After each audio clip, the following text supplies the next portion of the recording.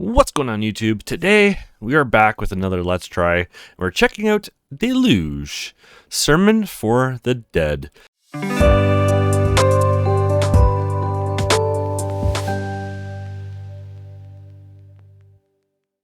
This is available on Steam for free, I believe. If you're new to the Let's Try series, I play about half an hour or so, depending on how good the game is and the game itself. And yeah, and then from there, you guys kind of help me decide if we're going to do an actual Let's Play of it. So we're going to dive right into it here. I don't do any kind of pre-scouting on these, honestly. I just pick one and kind of go with it. So I know absolutely nothing about this. So let's see. Please press Alt and Enter to activate full screen mode. Press Escape any time to access. Oh, I can't really do that. Thank you for playing. It is an interactive visual novel with multiple endings. Unlock each character's ending by choosing wisely at decision points at the end of each chapter. You'll be shown a progress summary per character pair. There are 3 possible scores: perfect, nice, or danger. Ooh, okay. That's different. I do like different. The nights have been growing steadily warmer. A sickening stench of decomposing leaves lingered in the air as I made my way to school. While I tried desperately to recall my dream of the whimsical pudding angel that I'd been torn from violently no more than 20 minutes ago, I felt thankful. Thankful that the mornings were growing brighter again, no longer forcing me to make this journey through pitch darkness. And with these thoughts in mind, I became aware of a drifting presence, circling around me, scanning its environment with the trepidation of a child. I turned around. Behind me stood a young woman, no older than 25. From her sophisticated style and demeanor, I could immediately make out that she wasn't from around here. And the second she noticed me, she approached, slowly at first, but more confidently when she picked up on my friendly nature. Okay, Marissa, apparently. Excuse me, could you help me? I'm looking for a place called Fairview Apartments. Could you tell me where that is? Of course I can. I'm already running late. Please ask someone else. Okay, so be nice or be a jerk. Oh, of course we can. There was panic in her eyes, and I empathized with her, as it wasn't long since I had been a newcomer in this town myself, just as lost as she was. Soon, however, I landed a job in the newspaper delivery business, the first job I've ever had. And it hadn't been long before I'd grown familiar with every street and corner of this deceptively outstretched town. I flashed her a reassuring smile. Fairview? That's not far from here. So apparently our name is Abe? Abby? I'm going to say Abby. Just head back up the road and turn left at the central square. You can't miss it. She let out a sigh of relief. Are you visiting someone who lives here? Visiting? Yes.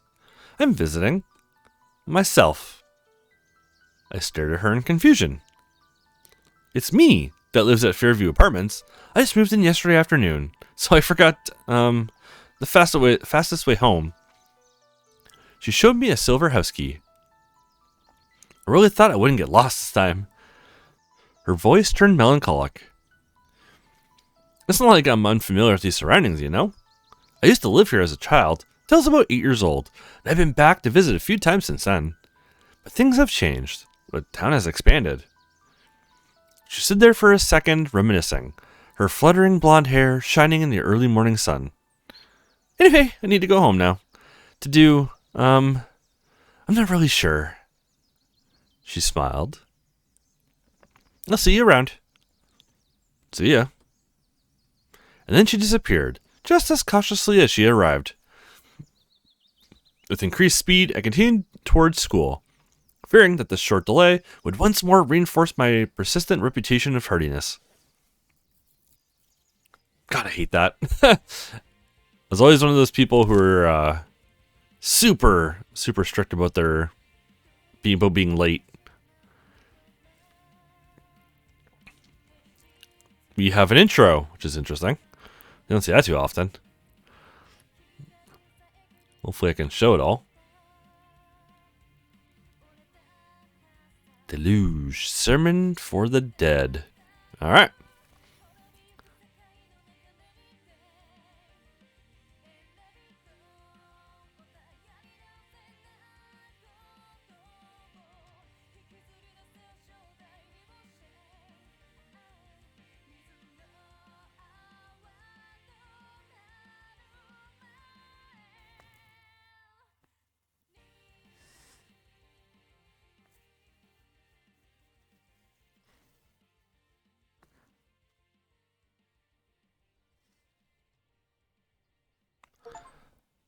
Oh, reach school. Make it to school. Nice little intro there.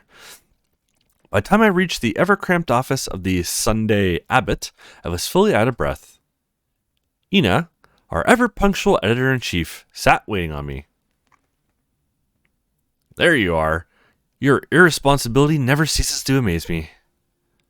Even after pushing back your starting time to 9 a.m., you still manage to be late every single week.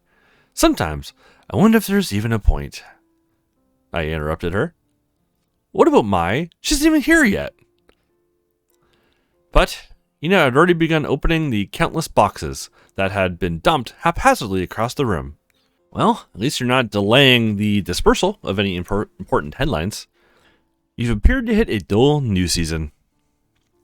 Now that we're waiting on the municipal election campaigns to start, it seems that there isn't much to report on. She pouted. Isn't there any political gossip to write about? Nothing. They're keeping her lips sealed. But you just wait until the elections begin. The mudflinging will be out in full force. I'm sure what we're experiencing now is the silence before the storm. There'll be plenty of headlines before long. Usually, yeah. There's always something going on. Part 1. Death and the Maiden. Okay. The door swung open, and a blonde girl made a hurried entrance.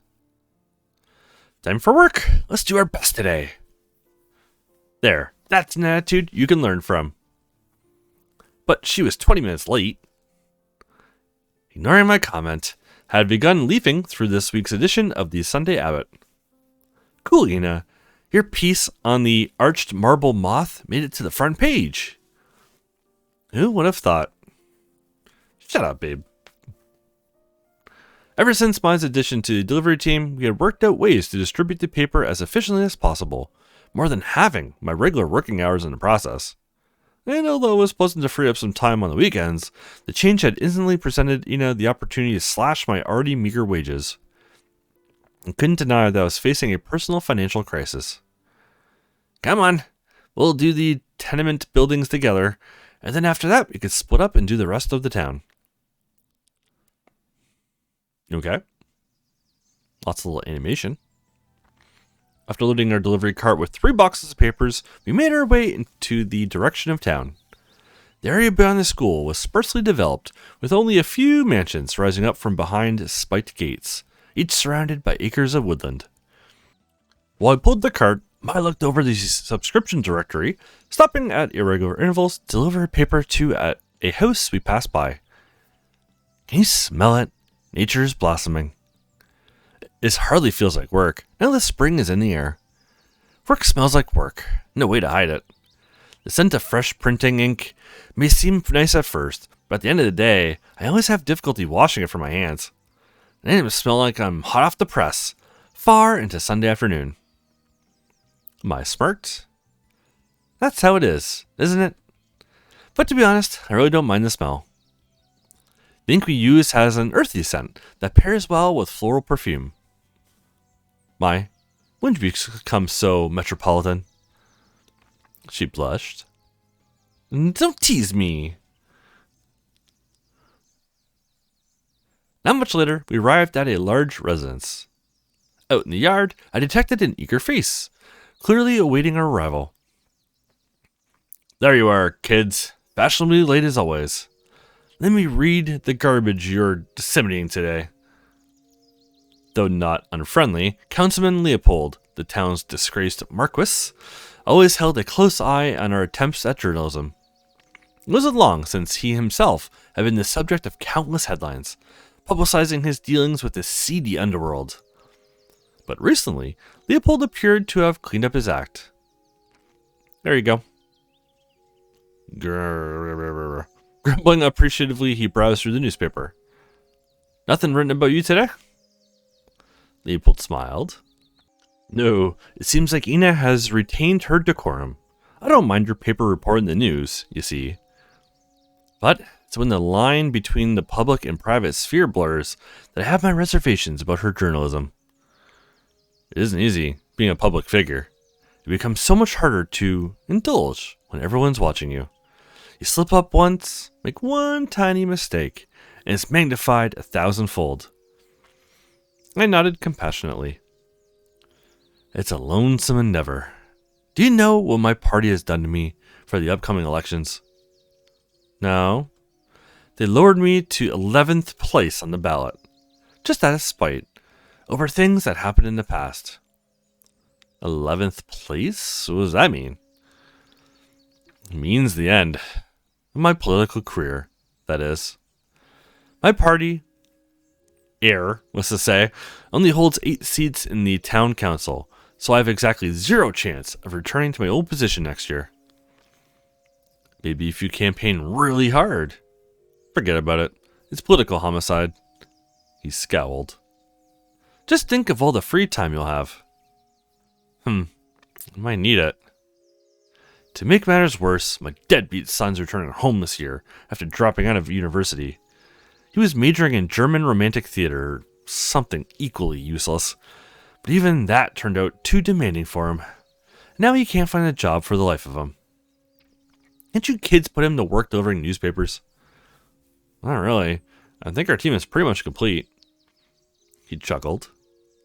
Well, I can't blame you for keeping your distance. He's a real slacker. Hasn't worked a day in his life.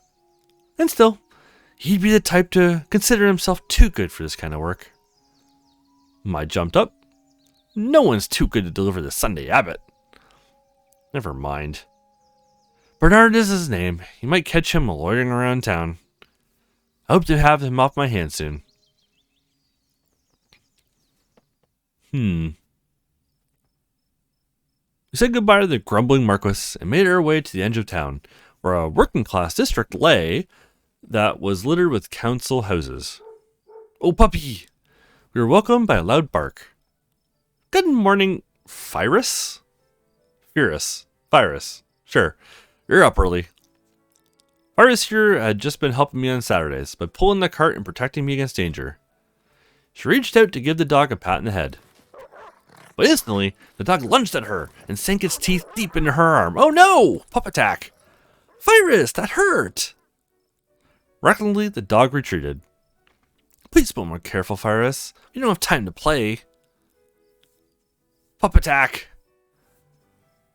Our work proceeded quickly, and it wasn't even lunchtime by the time we rounded the last 10-minute block.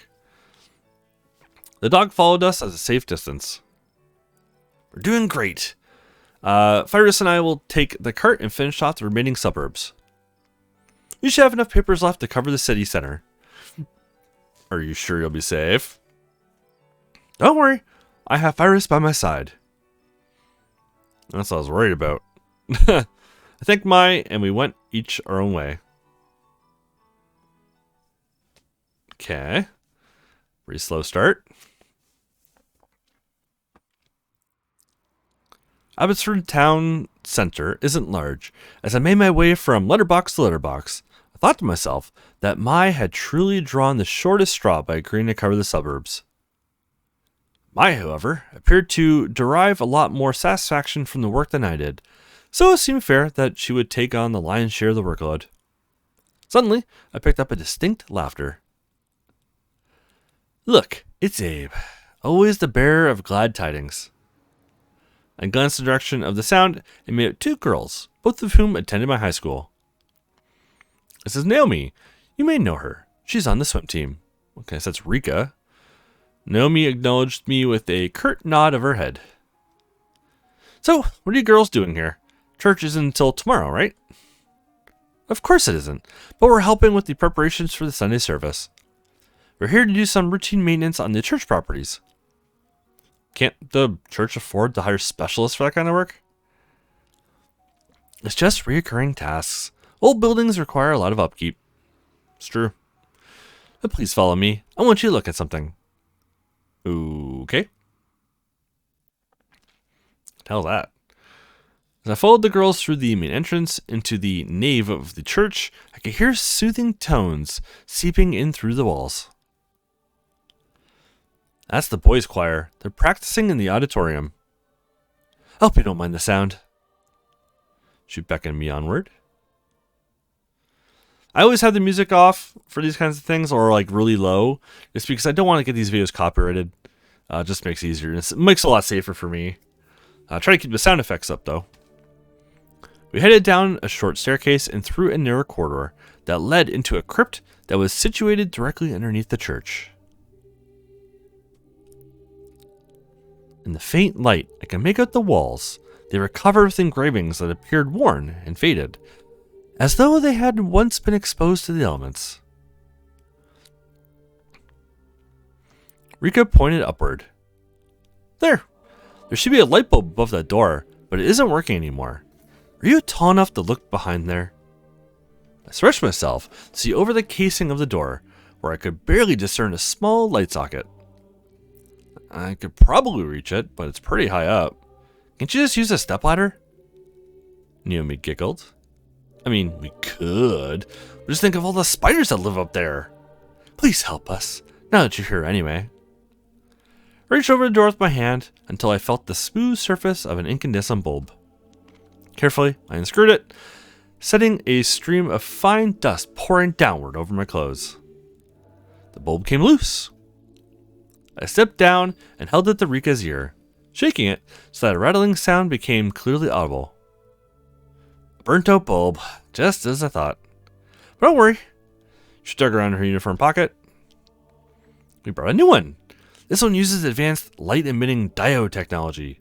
It should last much longer and save the church on electricity. Oh. Smirking, I took the bulb from her and carefully screwed it into the socket. When I was nearly done, it began to emit a blinding light. I had to catch myself to retain my balance as the entire crypt that had been steeped in darkness just a moment ago suddenly became illuminated. There, that wasn't too much trouble, was it? As my eyes grew accustomed to the light, I became aware of my surroundings. We were standing inside a windowless catacomb. Large stone slabs covered the walls around us, every one of them inscribed with time-worn glyphs. Some places are better kept in darkness. Oh, not at all. Do you see these stones? Do you know where they come from? They look like gravestones to me. Rika smiled. That would be correct. You should take a look at the dates on them. Some date back to the early 1400s, when this town was still situated on an island. Did you know there used to be a different church on Abbott? It served the congregation up until 1653. Its ruins could still be visited, close to the southern point. The old church even had an adjacent graveyard, but I'm afraid the encroaching sea made for watery graves.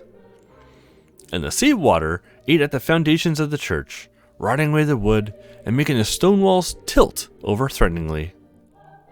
When a large winter storm swept away the cemetery gates, one dark December night, the community decided it was time to build a new and more splendid church on higher lying land. That's the building we're standing in now. Construction began immediately, although work was halted many times in pursuit of new funding.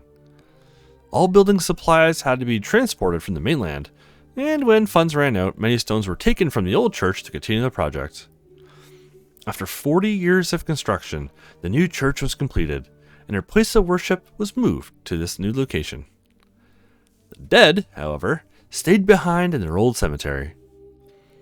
There, the remains of our forefathers languished beneath the skeleton of a decrepit chapel, constantly threatened by the washing sea.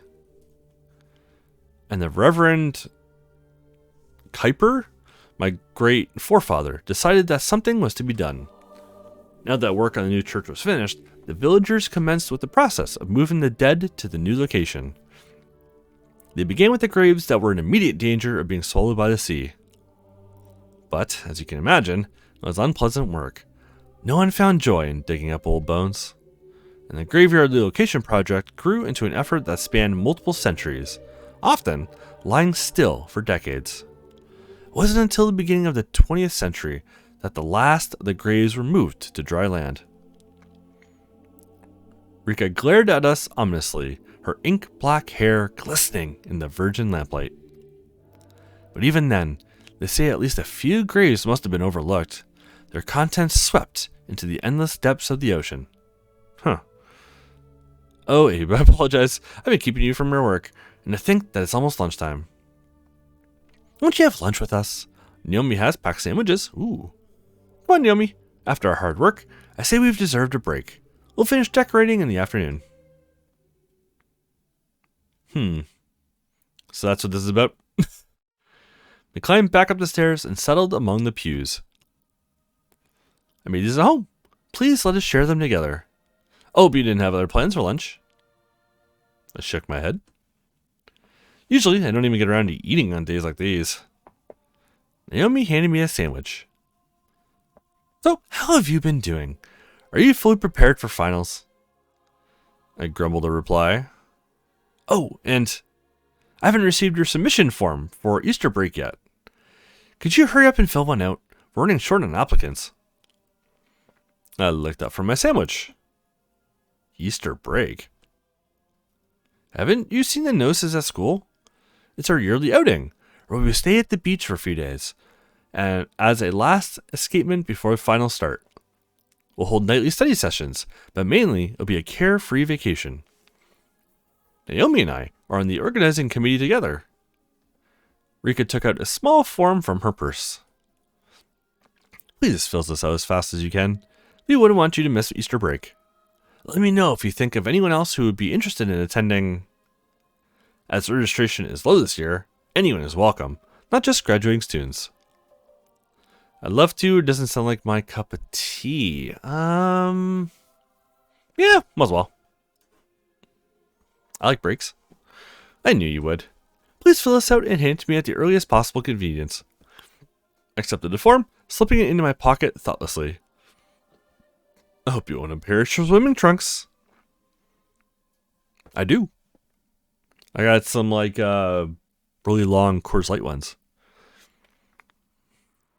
Emphasizing that I really needed to return to work, I thanked the girls and said goodbye. And with a well-filled stomach, I moved onward through the Saturday streets, which had come alive with the bustle of pedestrians enjoying their weekend.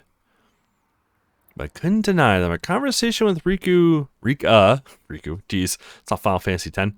Rika and Naomi had stirred a certain anxiety in me. The truth was that finals were rapidly approaching. My ever-increasing obligations towards the school paper, as well as my leisurely approach to life, had not left much time for study. I resolved half-heartedly to begin preparing for that evening. In the meantime, my work was coming along nicely. In less than an hour, I managed to complete the houses around Central Square and the shopping district, where very few subscribers lived. When suddenly... Dun dun dun! Oh, I was struck by a strong sensation of deja vu. It was the same young woman I encountered earlier that day, and she appeared just as lost as she'd previously been. Good afternoon. Out and about again? I am. Thank you for your clear directions this morning. I found my way home in a heartbeat. You're so knowledgeable about the layout of this town. Comes with the job description. I presented her with an issue of the Sunday Abbot. Here, take one. You always have plenty left at the end of the day. A newspaper? Curiously, she looked it over. That's wonderful for a town like this. Are you in the board of editors? Not officially, although I stand in at times. She smiled. Well, it must be exciting, with the elections coming up. Thank you so much for this. I'll make sure to get a subscription. Please don't feel obliged to. No, I definitely will, as soon as I get home. Which is in that general direction, isn't it? She gestured northward towards the edge of town. I sighed. Follow me. I'll pass by your place in a little bit. Just a few more stops along the way. Oh, thank you. I got lost again. I knew I shouldn't have taken that right turn at the mini mart. Of course. I followed my course with Marissa trailing behind me until we approached Fairview Apartments. Oh geez, those eyes. Outside of the main entrance, she turned to me, staying so close I could feel her breath. You saved me again. I'd be lost without you. Please come inside. I'll make you some tea. As I have no other way of thanking you. Just coming to some random person's house? We made our way up the Spartan staircase and through a narrow corridor before entering her flat. Ooh, so like a cherry wood kind of color? Apologies again for causing so much trouble. Normally, I'm very independent. You should realize that. It's just that this is my first time living on my own. She wrung her hands nervously. I mean, when I was in college, I lived with roommates in a shared apartment. We were independent, but we divided the chores. I merely did the laundry. And the other girls would cook and clean. Now that I'm living by myself, it feels like I have to do everything alone. Well, yeah. I'm getting lost around town, even though this place is far smaller than the city. But I've also been getting lost in my head. I think it's just that I've had so much on my mind. Just a minute, the tea should be ready. She bounded into the kitchen, where I could hear her rattling with teacups. And I waited in the empty studio apartment, which, although neatly furnished, had a certain impersonal feel to it, as though it hadn't been fully made into a home yet. I made Earl Grey. I hope you like it. That's all I've got. Hopefully that Earl Grey is hot. She let a melancholy sigh. Student life is nothing like the real world, you know. At college, you're sheltered, cared for. You have your path set out for you. But now that's all over, a grand open future beckons me. So, why'd you come to Abbotsford? And that is actually where we're going to leave it off for today. Before we get into her, I'm assuming, backstory or something, it's a good place to leave it for this Let's Try. It says the Let's Try. If you want to see more of the series, definitely leave it in the comments below. If you've played it already, let me know your thoughts of it. Obviously, don't spoil anything. But let me know if you actually like this game or not, if you want me to do more of it. I'm definitely intrigued. I do like the kind of theme, the darker, sinister kind of vibe that's trying to throw off the start. I do like that kind of stuff, as far as stories go. So I'm intrigued to see kind of where it goes. Again, this is available for free on Steam. At least it was when I picked it up. I don't know if it still is. So definitely check it out if you want to. And yeah, again, let me know if you want to see it. Hit that thumbs up, hit that subscribe button, and I'll catch you all in the next one.